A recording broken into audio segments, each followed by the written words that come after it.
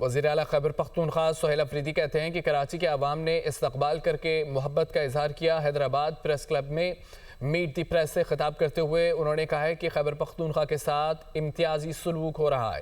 پاکستان کی تاریخ میں پہلی مرتبہ قبائلی اجلاس سے وزیر اعلیٰ آیا ہے۔ ہم نے ہمیشہ قربانی دی ہے، پیچھے نہیں ہٹیں گے۔ دوسرے صوبوں کے وزیر اعلیٰ کے لیے جہاز کھڑے رہتے ہیں، دوسرے صوبوں کے وزیر اعلیٰ کی تعریفوں کے پل باندھے جاتے ہیں۔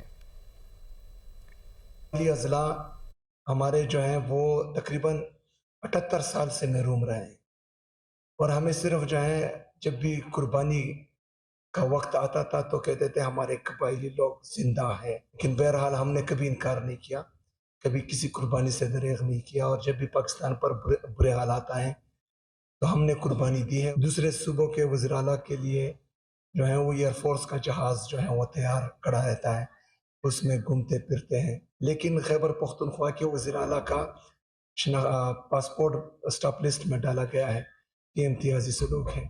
دوسرے وزیر اعلیٰ کے جو ہے وہ تعریفیں ہوتی ہیں، اور اس طرح تعریفیں ہوتی ہیں کہ تعریفوں کے پل باندھ دیے جاتے ہیں۔